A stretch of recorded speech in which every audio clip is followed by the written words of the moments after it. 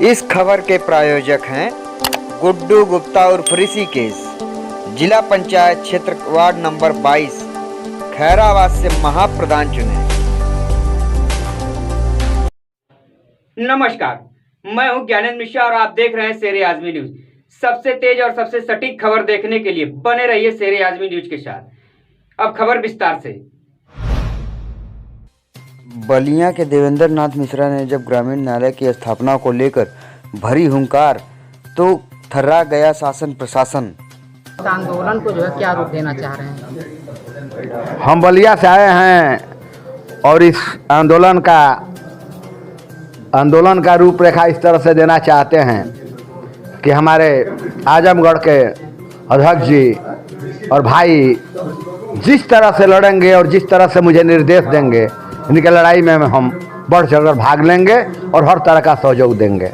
अभी तक सर ये आंदोलन का जो है सरकार का तरफ से जो है कोई आदेश तो आया नहीं है। इसके लिए यदि निर्देश होगा तो हम लोग मुख्यमंत्री का घेराव करने का भी कार्य करेंगे। कब तक चल सकता है सर ये आंदोलन?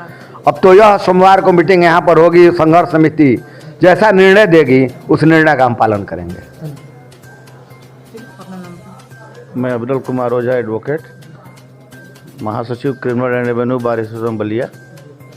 सर इस आंदोलन के बारे में कुछ बताएं कि अभी तक आंदोलन जो है बहुत लंबे समय तक चल रहा है और आगे इस आंदोलन का क्या रूपरेखा?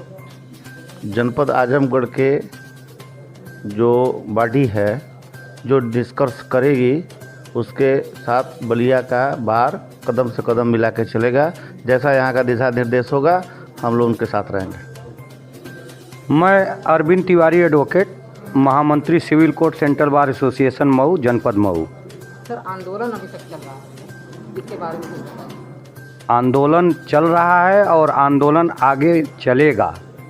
यह आंदोलन अधिवक्ताओं का आंदोलन नहीं है, क्योंकि अधिवक्ता समाज को न्याय दिलाने का काम करता है। अधिवक्ता जो है, अगर समाज में कोई भी पीड़ित है तो वह अधिवक्ता के पास आता है, अधिवक्ता निडरता से उसे न्याय दिलाता है। यह जो ग्रामीण न्यायालय की स्थापना का जिसका विरोध यहाँ आजमगढ़ में लगातार दिनांक 10 फरवरी से न्यायिक कार्य से विरत रहकर अधिवक्ता समाज कर रहा है, यह इसके पीछे हमारा उद्देश्य यह है, हम अपना नुकसान करते हैं। हम न्यायिक कार्य से विरत रहकर हमें कोई तनख्वाह नहीं मिलती, हम तनख्वाह नहीं हैं, हम अपना नुकसान करते हैं। न्यायिक कार्य न करके हम अपना नुकसान करते हैं, अपने परिवार के लिए हम 2 पैसा कमाते हैं विवादकारियों से, और हमारा काम समाज में को न्याय दिलाना है। यह जो ग्रामीण न्यायालय की स्थापना हो रही है, यह न्यायिक भ्रष्टाचार को बढ़ावा देने का कार्य हो रहा है।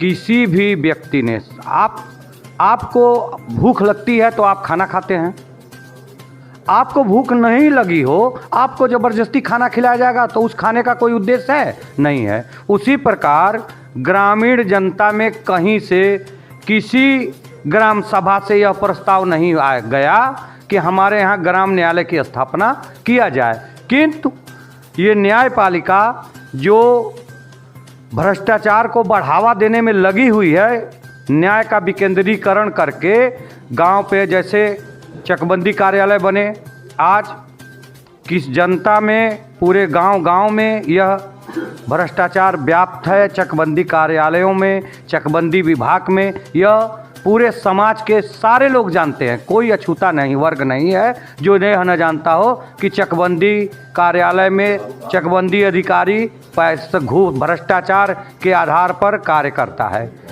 ठीक उसी तरह से ग्रामीण न्यायालय की स्थापना करके गांव में, जहां पर आप जनपद न्यायालय में जहां पर इतनी फोर्स है, इतनी सुरक्षा की व्यवस्था है, वहां पर न्यायाधीश निडर होकर के काम नहीं कर पाते हैं। तो गांव में जहां पे कोई सुरक्षा की कोई व्यवस्था नहीं है, न कोई संसाधन है, किसी के घर पे किराए का कमरा लेकर आप न्यायपालिका के रूप में न्यायालय बना करके काम करेंगे, आप उसके एहसान तले दबे रहेंगे, उसके अनुसार निर्णय लेंगे। गांव में निर्णय हो ही नहीं।